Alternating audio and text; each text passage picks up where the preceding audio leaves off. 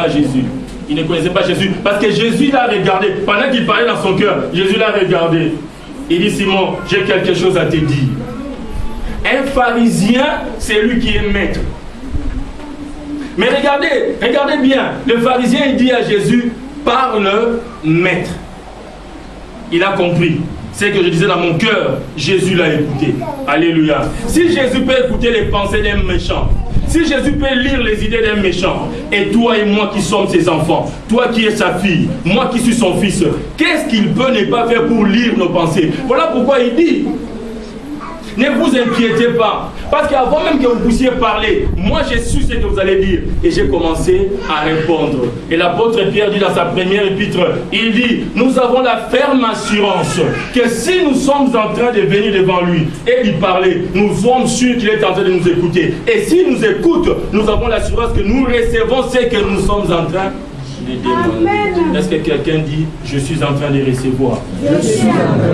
Dis-moi bien, je suis en train de recevoir. Montre-moi tes mains, comment est-ce que tu reçois et dis, je suis en train de recevoir.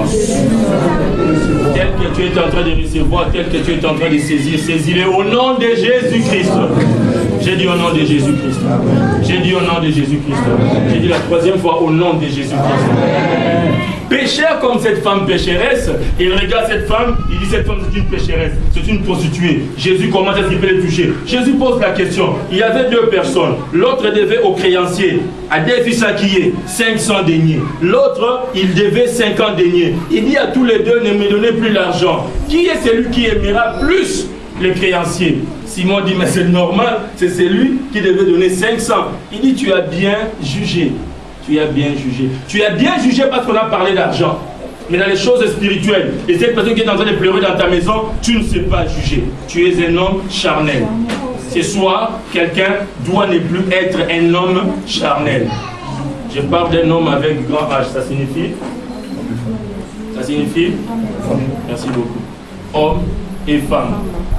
Quand il s'agit d'argent, pharisien, pasteur du temple, pasteur de l'église, tu sais bien juger. Maintenant, cette pécheresse que tu appelles pécheresse, moi j'aime pas appeler cette femme pécheresse, hein, Papa Kona. Moi je l'appelle la femme à l'albâtre de parfum. Il y a des personnes qu'on connaît le nom de pécheresses par des personnes qui sont quelquefois plus pécheurs que eux. Que personne ne te traite de pécheresse, que personne ne te traite de pécheur, qu'on te parle plutôt de celui qui cherche le salut. Alléluia. Dis-moi amen bien. Prépare-toi une grande chose ce soir pour ta vie. Je suis venu parler à un cœur. Je ne suis pas venu parler à un homme. Je suis venu parler à une tête. Je suis venu parler au nerf de quelqu'un. Mais maître, c'est celui à qui on a beaucoup aimé, qui va beaucoup aimer. Il dit, tu as bien parlé, tu as très bien parlé. Écoute, je suis entré chez toi.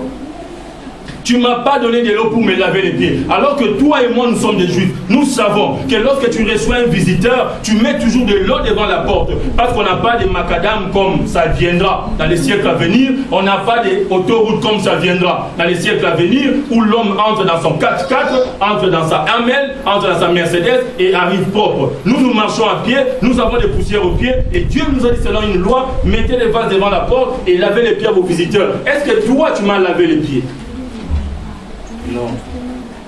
Un pharisien qui ne sait pas respecter la loi. Hein? Tu ne sais pas respecter la loi, mais tu sais seulement condamner les péchés des autres. Tu sais seulement traiter les autres des pécheurs. Tu ne m'as pas versé de l'eau dans les pieds. Elle ne cesse pas. Quand il dit elle ne cesse pas, c'est-à-dire que jusque là où je suis en train de parler, ces larmes, je les sens dans mes pieds. Jésus veut sentir tes larmes dans tes pieds.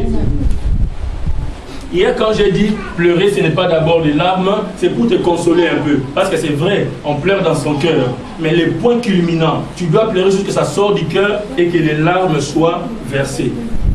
Alléluia.